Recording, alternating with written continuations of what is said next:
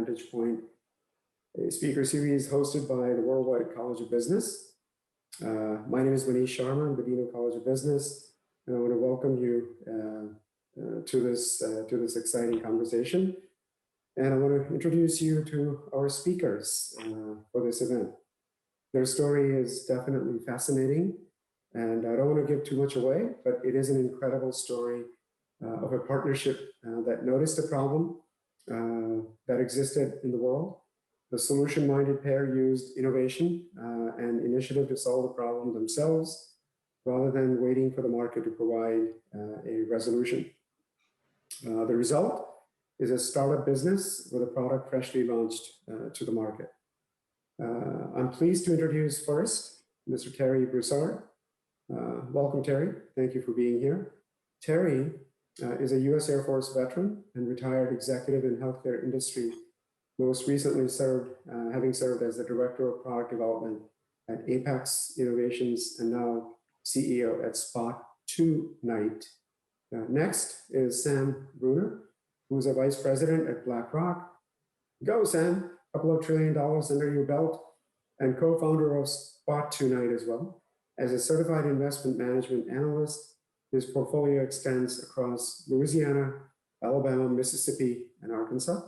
Prior to his appointment at BlackRock, Sam was a VP and client advisor at JP Morgan Funds. We're thrilled to have both of these gentlemen share their experiences with us tonight, as well as answer questions from faculty, students, and the Embry-Riddle community. Before turning the floor over to Terry and Sam, I want to invite our viewers to ask any questions that they have through the question and answer icon. And now I'll turn it over to Dr. Rachel Wiggness, who will moderate this event. Again, Terry and Sam, welcome. Perfect. Well, again, thank you both to Terry and Sam for joining us tonight. I know I have had the chance of speaking with both of you, and I can't tell you how excited I am to learn more about your journey, how this startup business, Spot2Night, originated. But really, before we get into the product story, I'd like to learn just a little bit more about your backgrounds and the skill set that you both bring to this business partnership. So perhaps, Terry, let's start with you. And first and foremost, thank you for your service. I think your story is probably going to resonate well with our audience and many of our students that also come from a military background, and especially those that have that entrepreneurial spirit, maybe even have a startup idea. So if you don't mind just sharing a little bit more about some of the experiences that you bring to this new business adventure. Sure. Well, thank you. And we certainly appreciate the invite here to speak. I appreciate Matt and yourself, as well as Manish, for coordinating this and giving us a chance to tell our story. We're extremely excited about it. And of course, I always like a chance to share a little bit of information, a little bit about us. So I'll kind of start first, and then we're going to punt it over to Sam, and he can bring that. So as you alluded to, I grew up basically a little bit of a military family with a father that was National Guard, and moved over to Pensacola, Florida, and took a position as a flight nurse paramedic on an old Alouette helicopter. Did that for 5 years. When this young lady walked into my office, who later became my wife, she was a student, and who was a Navy brat, and my brother-in-law said, "You need to join the Air Force or something."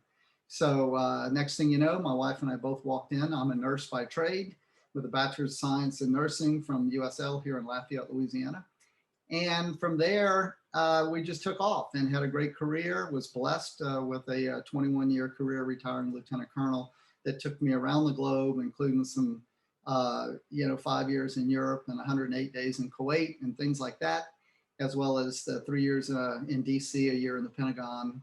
A lot of fun. And then I was blessed to return to Lafayette and move from the director of the ER to the vice president for nursing service, where I retired, and then got picked up to do product development with a company that was a classmate of mine who did nursing online education for critical care. So we really had a great experience there.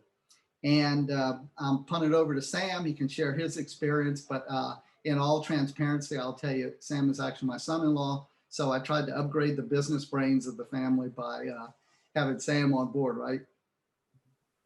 Absolutely. No, it's a pleasure to be with you all, and excited to share our story and kind of the fruition of Spot tonight.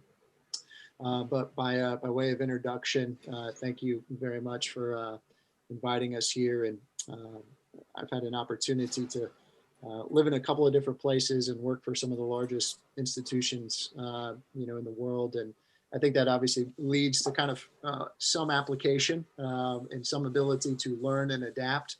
In the heat of battle, as Terry kind of often says, kind of the fog of war, to be able to cut through, some of the minutia points and make decisive decisions for our business, certainly at the onset of where we're at.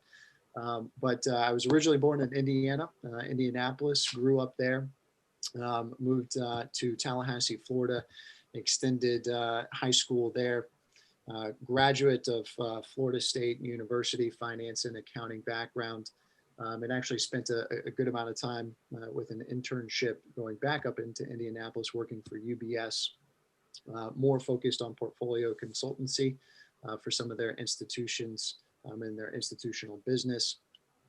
Subsequently jumped from Tallahassee to Boston, spent several years there working for Manulife as part of a roll-up. Actually started with John Hancock, subsequently turned into Manulife, working with some of their institutional clients in North Carolina and South Carolina. And then after that stint, had an opportunity to go work at JP Morgan, work my ranks up all the way from analyst to associate to vice president, and moved to Chicago, covering our clients and making frequent trips out to San Francisco, working with some of the startup companies out there, and also some of the pension funds and also smaller institutions out there within the San Francisco or Bay Area. And then had the opportunity to actually move back down south with BlackRock just about 4 years ago, and work with some of the portfolio companies down here, as some of the states that Manisha had mentioned, working our book of business here and overseeing a team of 5 individuals all the way from analyst level to VP level, helping us to deliver ultimately the best of BlackRock. And as Terry had alluded to, I grew up, I think most importantly for this conversation, grew up as a camper. We could never afford an RV, but we did have a truck camper that we'd sleep in the back, and married into a 4-time owner of RVs, and we quickly fell in love with it and thoroughly enjoyed it. And ultimately, saw a need within this business and within this sector, and ultimately just wanted to deliver a better experience. So kind of how we fell into Spot tonight. Absolutely. And I'm sure we're going to get to the genesis of the product idea and kind of the solution that you solved. Before we go there, though, I want to dive right into the Spot Tonight product itself, Terry. And if you could just give us and we'll backtrack. We'll come back and kind of learn more about, your experience through the new development product. But I guess before we get there, just a quick overview for our audience as to what Spot Tonight tries to accomplish. What is the business strategy? What value does it offer? And then we'll kind of backtrack into how did you get there? But again, for those not familiar, that might help give some context. Absolutely. So the high overview is that there was not a rapid solution for finding a campground. And literally that's how Sam and I started all this, when we were looking for a campground, sitting on the side of the big bus RV with no place to go. And so it is live in the App Store. We've been there now for about 5 weeks. We give our travelers an opportunity to fill out their profile with their vehicle specific requirements. And those filters are applied to our connected members. And we use a different connection system with the different integrations. That's kind of the secret sauce. And so we present the spots that meet that traveler's requirements on the location that they're going to within about 8 to 10 clicks. You can book directly in the app. And that's really it kind of at the high level gloss over of really how it works. And it is a game changer, I'll tell you, for campground users. Of course, I'm extremely proud of it, of the work that we've done as a team here to go from the conception to live in the App Store is remarkable. It's been about an 18-month journey right now, and we've only begun. Now, you mentioned one key word there, game changer, and I think I didn't quite understand in some of our initial conversations until I really figured out, where this idea had stemmed from, just how big of a gap there was in the market. So where did that idea or that genesis for this business concept derive from? What was the situation that you found yourself in to realize this new business idea? Like Sam said, I'm on my fourth RV now. We've had them off and on. It's kind of a lot of people say it's kind of a military thing, right? You like to camp, you like to pack up and go places. Sometimes you get to take your family, sometimes you don't. We're literally sitting on the side of the RV on a Friday afternoon, and Sam says, "Let's go somewhere." And I said, "When?" He says, "Right now." And I said, "Here's my phone. I have 4 pages of camping apps. Find a spot in South Louisiana in the fall during camping season, and we'll go." I mean, it's loaded, it's fueled, it's ready to go. And that's when I realized, indeed we had a problem, and I guess you could call that the aha moment. So we went through some different technology parts, and I'll just touch on this first, and then I'm going to flip over to Sam. But some of the first ideas we had were really capital intense and very more hardware structured. And I literally was talking to every campground that I could come to and really get spun up on the technology that they were using, their reservation systems. And so from there, we realized that wasn't really going to be the solution. And at that point, we got into more of a development phase. And Sam had some contacts. So I'll punt over to Sam, and he'll kind of step us through that part. Yeah, absolutely. And I think maybe just to emphasize what Terry had said too, I mean, it was kind of shocking, to be honest with you, that it hadn't been created yet. I mean, we understood it wasn't that easy, to just go RVing and find a spot that met your criteria, but we also didn't think it was that hard. And as Terry alluded to, right, we spent several hours flipping through the 4 pages of applications that we had all, used, and really what it led you to is a horrible user experience and traveler experience, and a really bad experience for, I would say in most instances, the campgrounds, as well as reaching those individual consumers and those travelers that want to stay in their park. And there are really 2 bad options. One being a campground website that ultimately, at best, I kind of jokingly say was updated around 1992. And then you've got the apps that have every single campground within the United States. But the second you select the campground that you want to stay in, it pushes you back out to that 1992 website, right? And it was so fragmented from our perspective that there needed to be a much better, solution to deliver that. And as Terry alluded to, we spent several months trying to come up what would be an appropriate business model for Spot Tonight, and at varying capital levels. But we did know at the Fruition, we wanted to be able to see real-time availability of spots within campgrounds across the United States. And obviously there are varying degrees of how we could do that. And as Terry alluded to, there's more capital intensive of actual hardware in the parks. And then we quickly realized from a scaling ability that there was no way we were going to be able to cover the broader North America with all of the parks that are out there. We'll say roughly 7,000 private campgrounds. And if you Google today, it continues to increase, but they'll say something around 16 to 17,000 campgrounds across the United States. And, we learned very quickly that there needed to be a technology base of Spot Tonight, ultimately a technology that would allow us to scale and grow very rapidly in a capital light form that allowed, an opportunity to create a marketplace, both from a campground perspective, but also an RV traveler perspective. So can I jump in real quick before we get to that product design process and some of those decisions that were made early on, just to kind of draw a parallel to perhaps another tourism or travel industry? Are we saying something along the lines of you as a RV vacationer would contact these individual locations, perhaps one by one? There is no, for example, in the hotel and hospitality industry, say the resource such as say, Travelocity or hotels.com specific and unique to the RV market.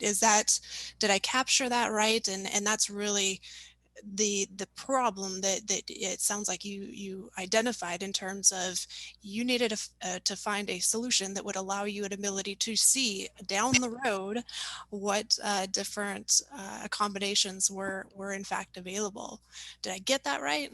Yeah, I'll tell you, I kind of have a basic premise in kind of in relation to my hospital situation and experience where placing patients in beds is extremely troublesome, right? In other words, I know that there's empty beds out there. We just had to find the systems to find them, and we solved that in the past. So I knew that this could be applied here. And I failed to mention that my master's is in public administration with a concentration in information systems.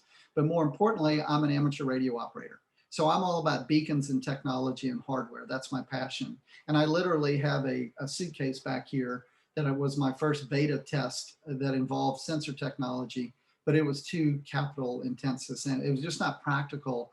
I mean, there's 6,500 private parks out there. So we had to come up with a better way to even if there was one spot empty and you're driving down I-75 and you're looking, it's late night and you can go an hour, that you can just hand the device over to your navigator and say, all of my preferences are loaded. I can go an hour, search and find a spot. And Spot Tonight does that. Absolutely fantastic. Like, to know that problem was there and a solution now brought to market is nothing short of amazing. So help us to understand it. Obviously you didn't get from this problem to now what you have is a live app on the market.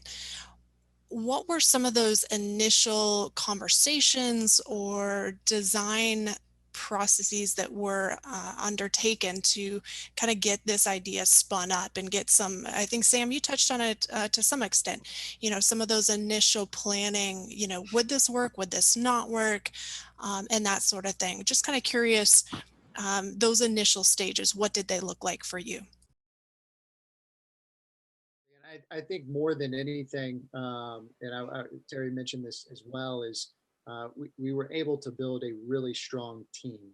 The two, us two on the call, there's 6 other that have supported us in different, facets of the business and delivering on their skill set.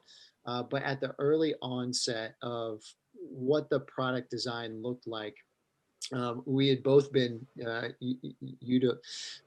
had utilized many different applications. I think that was the I would say most challenging part at the early product design stage, is because you're competing against Apple, you're competing against Google, you're competing against Uber, and delivering a seamless product that folks just expect it to instantly work, right? And before we even got to that product design perspective, we had to broaden the subset of folks that we had spoken about this with. I mean, we initially obviously pulled in our I would say close knit of beta users, of folks that we kind of coined a safe space to share this idea. And ultimately, if it would be effective, we then went into a customer discovery process that was extensive. We pulled in a couple of resources that I had worked with in several other projects to help us broaden really the input of what people were willing to utilize and ultimately wanted to utilize. We wanted to make sure it just wasn't Terry and I that wanted to ultimately have utilization of an application like this, right? And you alluded to it, Rachel, earlier. I mean, we didn't necessarily have to reinvent the business model. It is an Expedia, a Booking.com business model. However, there were a couple of different things, and we can touch on this in a moment, that ultimately we had to position our business model a little bit different than what previously has been done, because it certainly had been tried before. And so we had to reinvent a little bit, take some of those learnings and implement it in what the current Spot Tonight business model would be.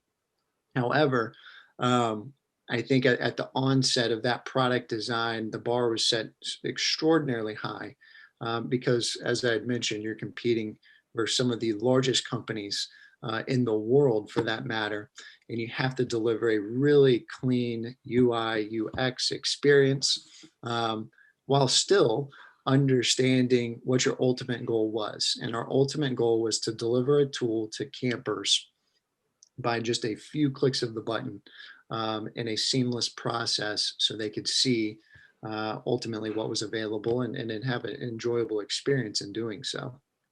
And I would just add to Sam's comment on the first part, that about the traveler, but our second customer column is that park owner, and we did not want to put any burden on the park owner. There are other systems that basically are not connected that require the park owner to monitor their phone and run back to the office and text and see if they've got a spot and then confirm. Meanwhile, the traveler's moving at 70 miles an hour down the destination pathway without any real-time visibility. So we really wanted to coin that Air Force term, a fire and forget type system, right? We wanted to be able to connect, load, and it be seamless integration, such to the point that if a tree takes down spots 1, 2, and 3, and they take it off in their system, it's off in our system. If a traveler, and these are real world scenarios, if a traveler walks up on checkout and says, bye, thank you very much, by the way, spot 27 just arced on the 50 amp and I think I burned my plug, and they close it in their system, it's closed in our system.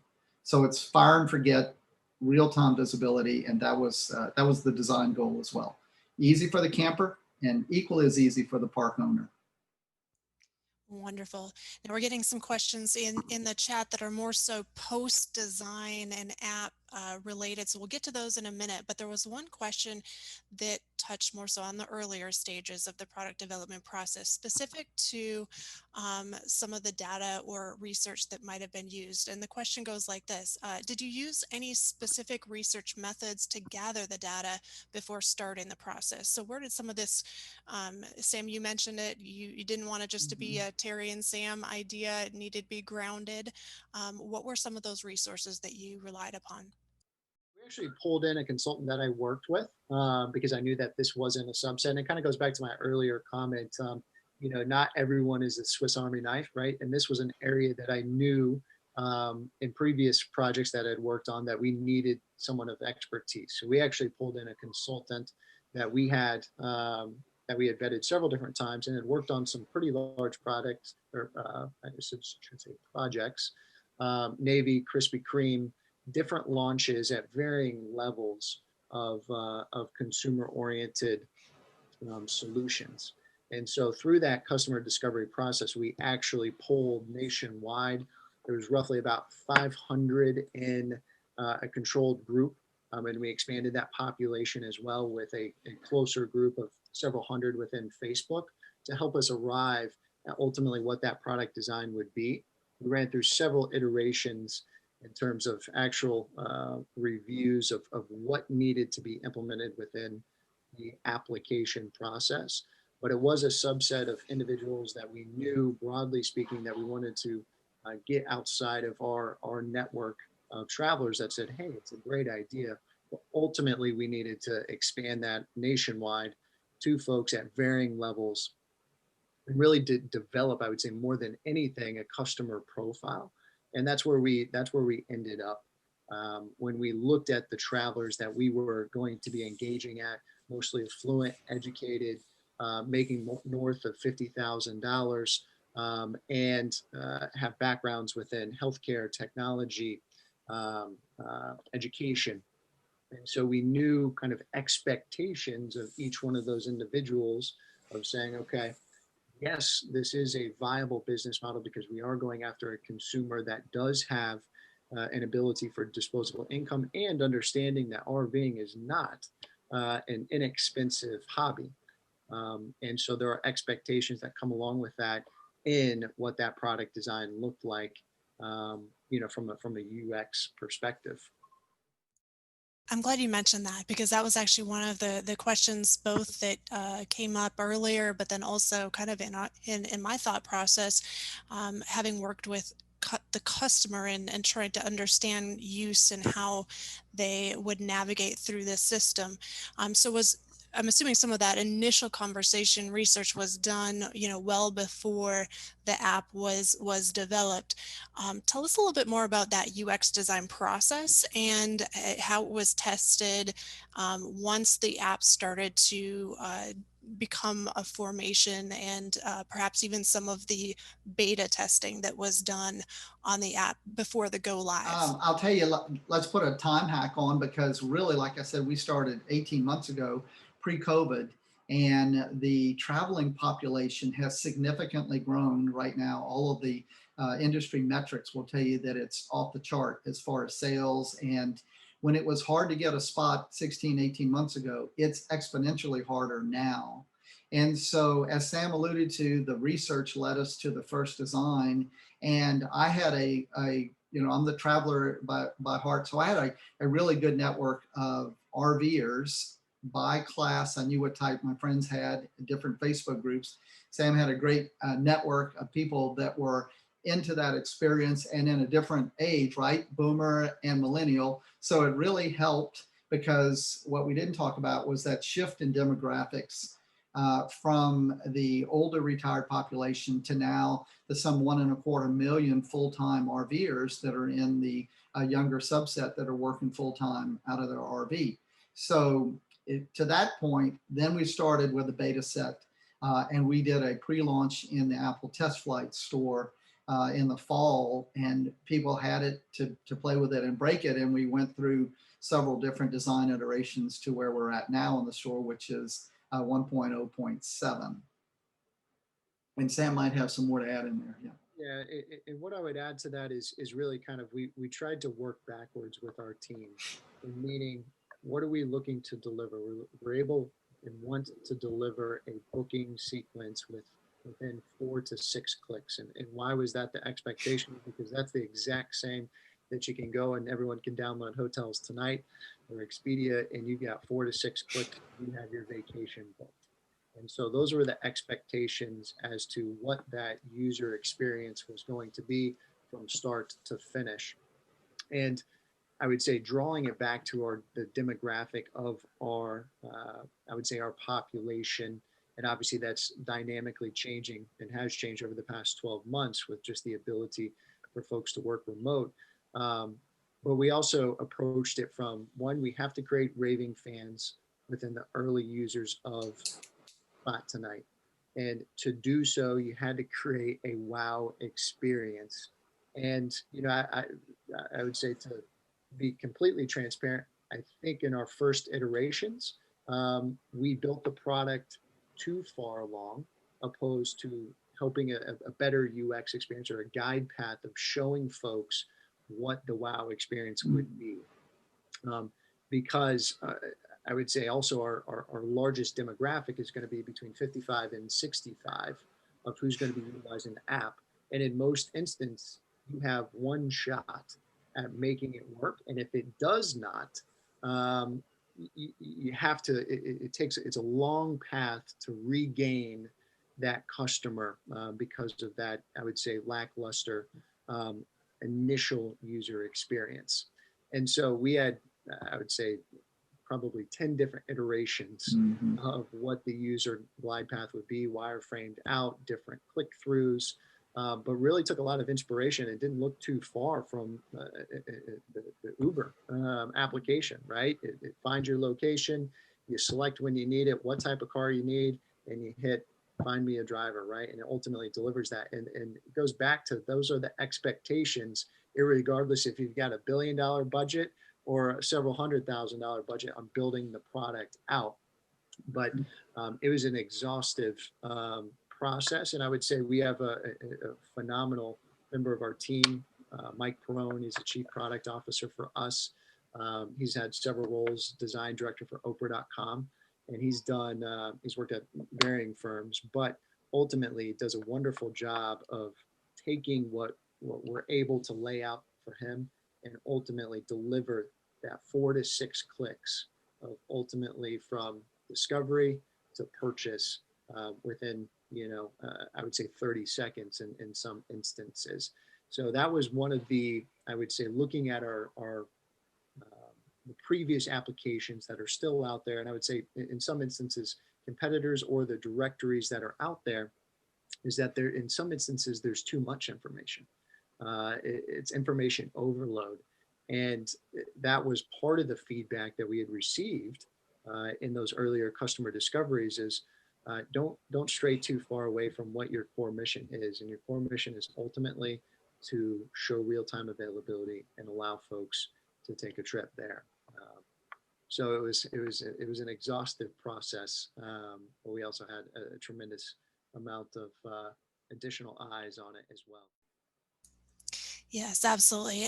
And so I could tell you, I downloaded the app and from first blush, I can tell you I was impressed, but we're going to get to that, that launch and kind of some of the post reviews. I want to touch on that in just a minute, but let's go back and talk a little bit about the actual data that is feeding your system. So, and actually there's a couple of questions that we're touching on this in the Q&A in any case. So I think now is a great time to talk about where does this information come from? Specifically, a question here is, how does the system connect to these parks? How does it get that information in real time? And here's an interesting one that kind of ties into perhaps some challenges that you might have faced in that I can imagine a lot of parks and recreation campground sites are still very antiquated in their registration process. So tell us a little bit more about the data inputs and where that, how that integration happens behind the scenes. Sure. We actually, we started with our market research and discovered, as I said, before talking to campground owners, there's some 50 or more plus reservation systems. There's not a Sabreliner like for the airlines when Sabre first came out. That is not there in the RV world. So then we used some more research that said, these are some of the top 3. And oh, by the way, this first one actually has an API developer kit that you can purchase.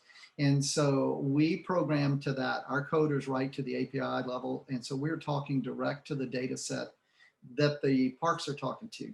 I talk to the park owners. That's my spin on this side. And I tell them basically, we are a subordinate booking terminal to their system. We have no higher authority than they give us, right? We can't reach into secret hole and pull reservations or anything. We're looking like a third terminal in their office. And so that's how it is. So there's no update that has to be done by the park other than what they would normally do in their system. And that's why when you go into the app, you'll see a timer clicking down because you're actually looking at a live booking that somebody could jump in there ahead of you on another traveler and snag the booking if you're not quick. So that's why it's important. I tell people to download the app and build your favorite park list because that's available in the app. And you can have all of those ready to go so that you pretty much know it. And we have sharing features and some standard features that let travelers who go together, which interesting was another one of our research market dynamics, that we as a family all go together. And that was a common feature. So that's our hashtag, go together. And so we actually have that button, you can share those spots. So that data integration occurs at the API level, coded. So there's no manual inputs. No one's feeding a spot tonight, vacancy list at night before they close the campground up. One thing I would add to that is it was very strategic. And when we started to evaluate, because there's over 50 plus park management systems. And it was, I would say, I know we'll probably talk about challenges later on, but it was a challenge working with some of the park management systems because they are old legacy technologies for hotel rooms. And the best analogy I can use is, for most of us, when we book a hotel room, you just don't want to be on the first floor and, you want a king bed. And if you got a great room, great.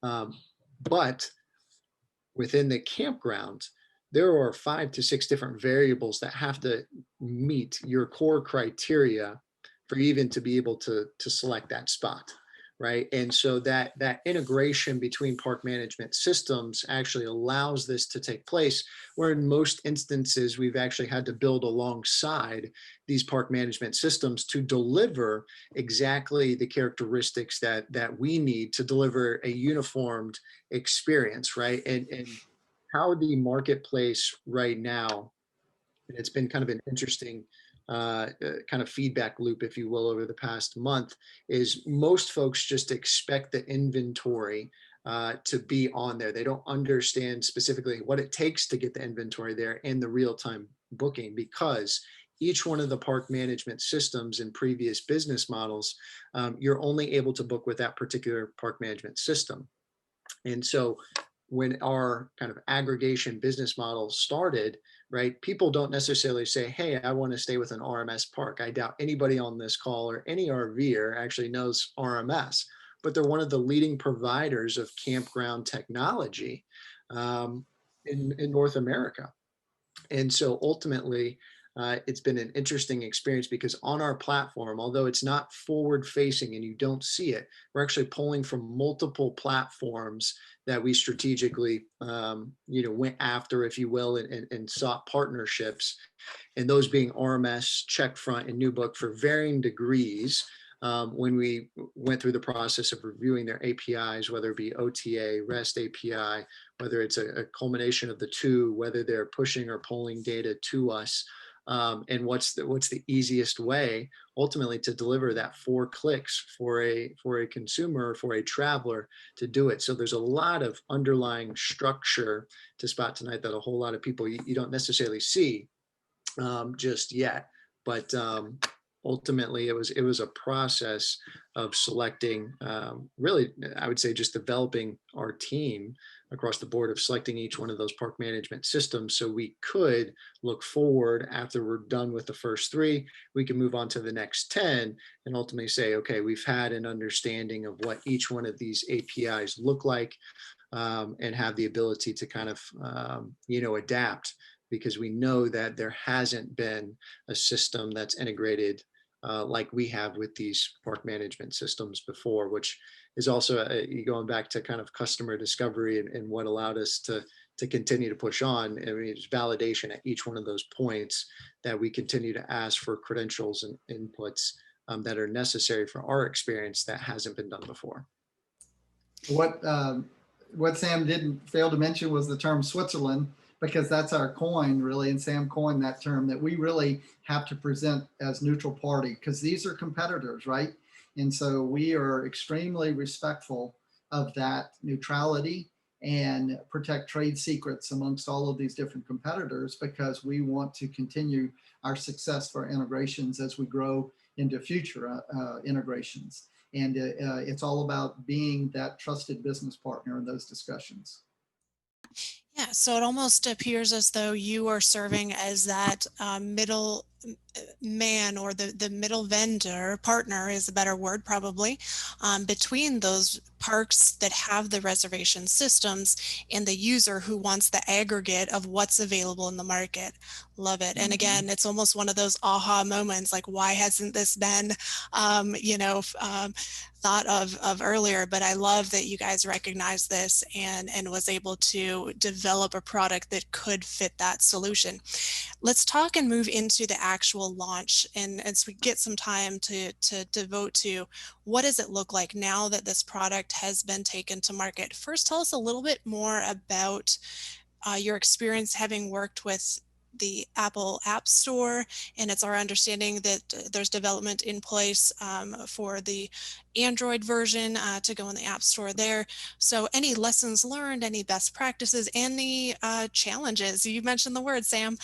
Any challenges that you came across in the actual bringing this product to market? Absolutely, there's a challenge. But every day we get better. But we tackle them and push through. But I would say, as it relates to getting product to the Apple Store, really, you got to pick left or right. And so we picked Apple development first from an Android, and I should say chose to postpone the Android and focus more on the Apple product. I think we've been met with criticism on both sides of why'd you go Apple or Android first. Most people can Google and say, well, there's more Androids in the world.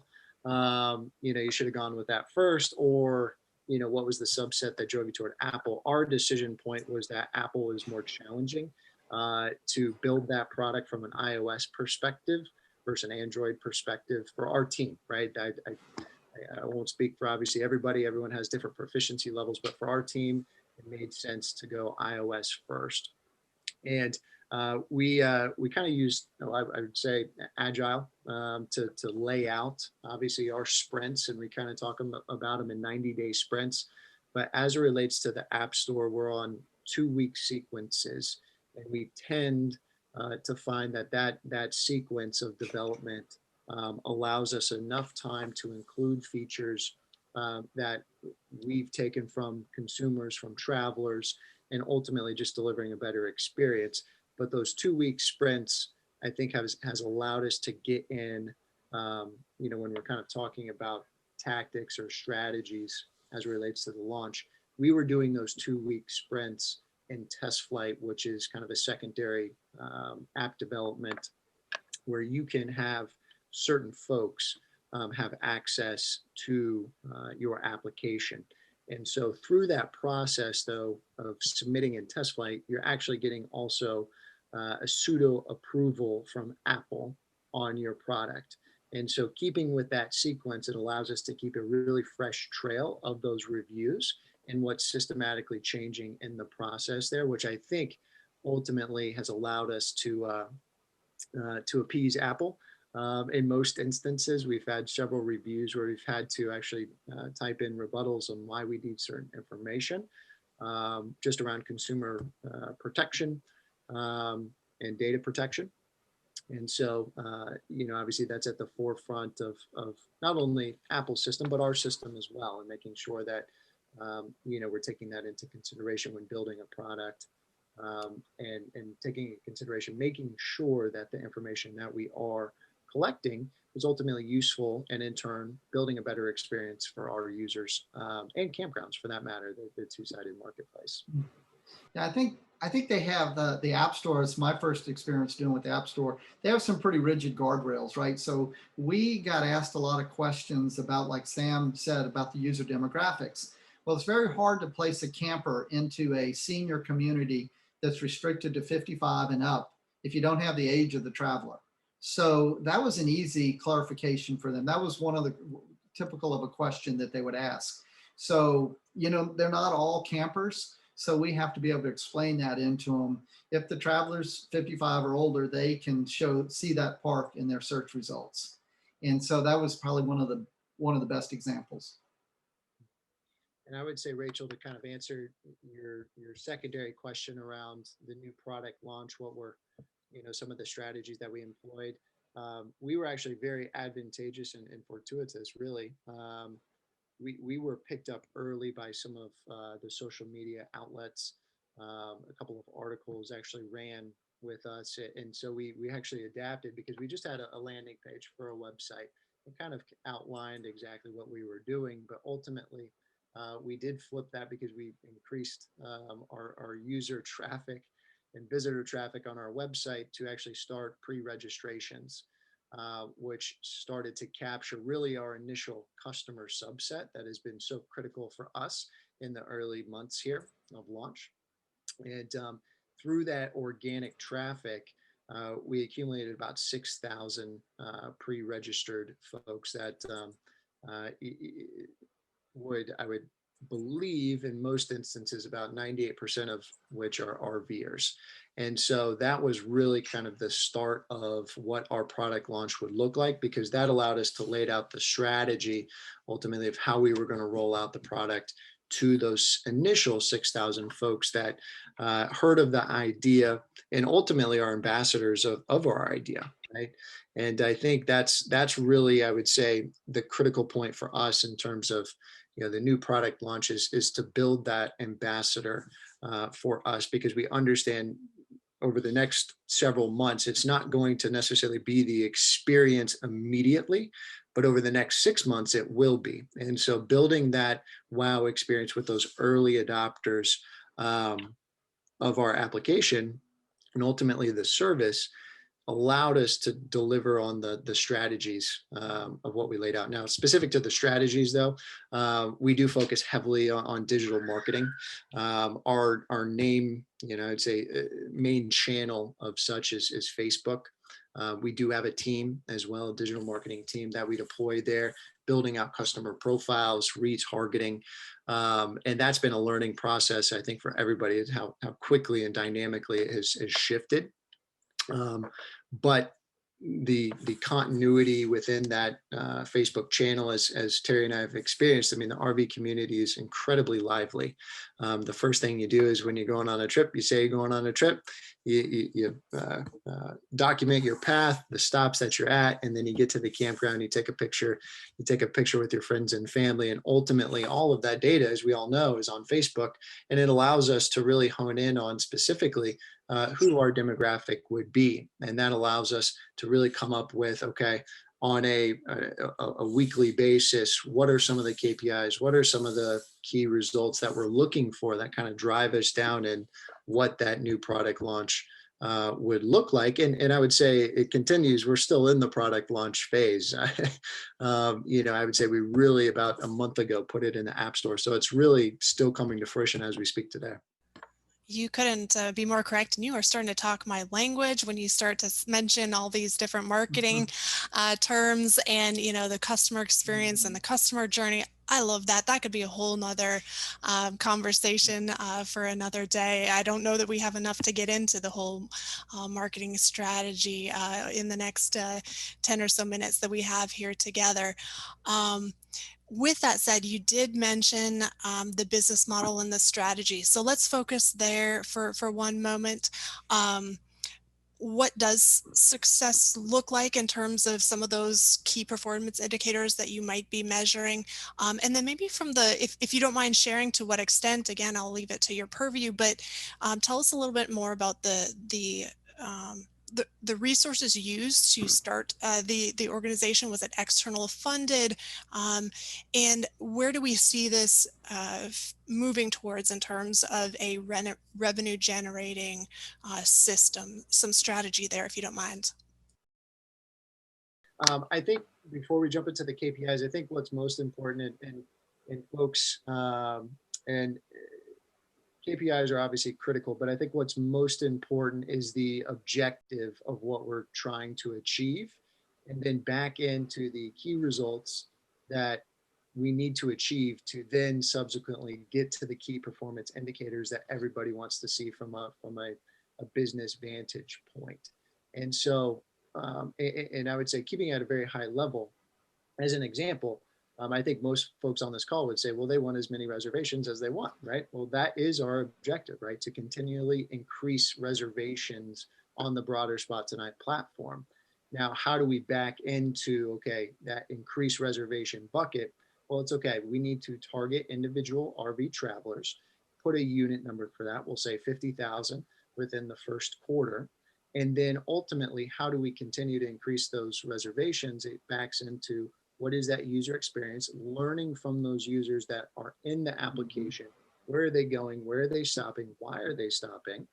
And ultimately making sure that each one of those new users at least has a reservation within the first 30 days.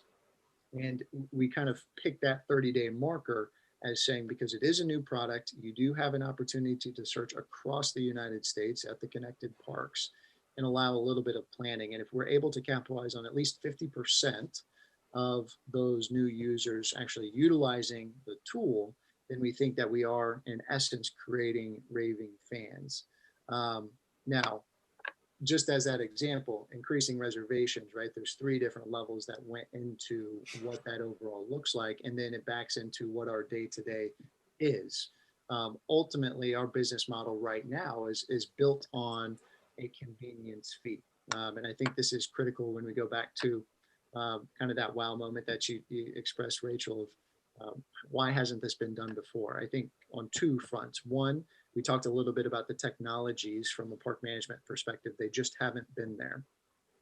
And ultimately, the best way for an individual to have real-time booking is to stick within their single silo, i.e., say, an RMS or a check front or a new book or a camp spot, to where it just shows their direct inventory that is utilizing their campground. And so that specifically was one of the first kind of challenges of how do we going to develop this business model, and ultimately why we don't want to charge individual campgrounds. And so just a quick little snippet on my background. My family owned a bed and breakfast, and we could never put our rooms on a booking.com or TripAdvisor or Expedia because they would take 15 to 30% off the nightly booking rate.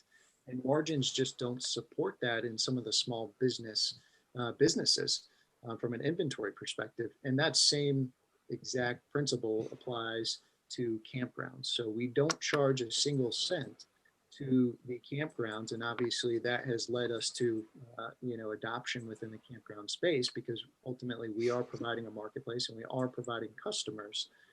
But that being said, it's also been a dynamic shift of what users are, and I'm just meaning users as in just people in general, are starting to be accustomed to convenience fees. And so backing into that, ultimately that is where our business model has to continue to increase to support the business. But then I would say, and Terry would mention this as well, we do anticipate actually being able to eliminate the convenience fee when we do hit a critical point within our business to help create a little bit of a moat around what we've created. But if I were to lay out specific KPIs for us, one is obviously reservations, and we break that into 3 different buckets. We do average night, we do the average booking rate, and we do the average spot to night fee, which is anywhere between $5 and $12. The second is going to be active parks within spot to night, because we do have to aggregate those, and we aggregate those via large park groups or small REIT companies, but also individual campgrounds that are just one campground owner to one campground. But active parks is at 42 parks a month. And we believe that that will get us to what we believe is our kind of critical mass before the summer season, about 500 parks. And then third, which we kind of look at as how are we capturing our raving fans? It's really our Spot On Ambassador program. And ultimately that rewards a member of our family of travelers a free evening at a given park. So we actually give a $50 credit to that individual for a connected park that our team is able to put within Spot Tonight. And so I would mention that everyone's KPIs are slightly different, and slightly different as you continue to progress throughout the business model. Our KPIs today will be very different than they are right now, 90 days from now. But we do put those in place because it allows us to kind of back into what's our core objective and how do we take those in bite-sized chunks to execute as a team effectively on those. I know, Rachel, you had one other question around funding and how the fruition of the business started. And so it's actually capital from Terry and I were the initial investments, and we actually had, we've raised 2 rounds. We've raised 2 seed rounds. So the first round, we set a target of $350,000, and we felt that that would get us to a minimum viable product to ultimately go out and showcase and show customer fit and market fit. And we actually exceeded that goal. We raised about $510,000. So we got a little bit of a cushion, and then decided to raise our second seed because we felt we were a bit early in the Series A conversation, if you will. And so we raised the second seed that will be closing here actually within several days of $1 million for us to continue to operate moving forward and ultimately just building out our team. So we have the structure in place to handle some of those KPIs that we just mentioned, because there's obviously a lot of additional layers that go into each one of those from a management perspective and a business management perspective. But it was, I kind of say, quasi bootstrapped, right? It's our friends and families that wanted to kind of take this crazy journey with us and saw ultimately the passion that we both had to solve this problem. And we were able to articulate that, pretty well. And, at this point now we're starting to have serious conversations around entering everyone kind of calls it the venture capital world, and ultimately showing some of those KPIs that are most important to have that raise that we know we will need going into really 2022 more than anything. So those conversations are starting now. Fantastic. There's one question, and it somewhat is related to the conversation of the exchange that you have with customers, the security of that information. I overlooked this question, but how early in the conversation was security implemented during that planning the agile process? Was that at what stage did that conversation start to begin? I will tell you from the get-go, from very early, obviously, the Apple development process maintains, as I spoke earlier, about the guardrails that they protect your information. I literally, as I said, we had to justify every bit of information that we asked the user to input. And we did have some feedback initially early on, as Sam said, that we kind of put the first version was too far out of the gate, right? We wanted to know everything up front. So we changed that. So now, the booking, you don't really have to give that information until you really want to match those filters with the RV that you're looking for.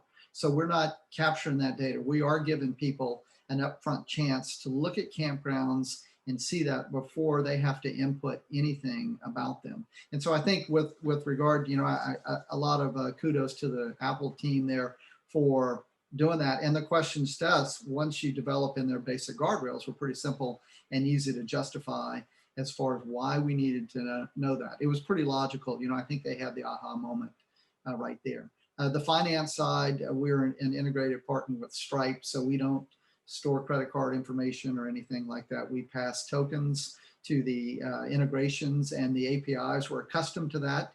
Our coding shows as a paid account, and it's very clear, a very clear pathway for the parks. They have a tab that they can see the exchange of Fantastic. Yes. And so, as I mentioned, kind of midway through this whole conversation, I said I had signed up for Spot tonight just to get a sense of what it looked like. And before I turn the floor back over to Dean Sharma, I have to just close by saying this. When we designed this speaker series, we wanted to do it not just to inform those that are watching, both here live and then in our recording, but also to inspire. And I'll tell you, I, for one, am inspired by your entrepreneurial journey. Just the ability to, like you said, identify a problem, find a solution, and bring it to market. I am excited to follow your journey. So again, thank you for your time tonight. I'll turn it over to the Dean for his closing thoughts. Wow, what a wonderful conversation, Terry and Sam. Thank you both for being with us this evening and taking the time. Some tough questions, great answers. I hope we can stay connected even after this conversation is done.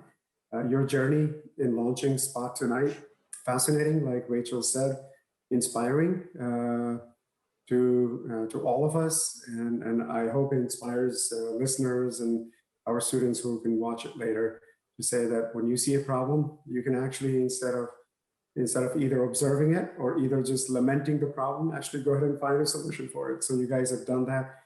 Fantastic story. So thank you both for being with us this evening and giving us so much of your time. Really appreciate it. To rest everybody in the audience as we close out this additional Vantage Point, we encourage everybody to kind of stay connected with us, and you can watch us on our YouTube channel for the recordings of the past event. And we hope to see you again in the future to the next Vantage Point series. So Terry, Sam, thank you so much. It was inspirational, and we'll be in touch again. So have a great evening. And thank you very much. Bye-bye. Bye-bye. Thank you.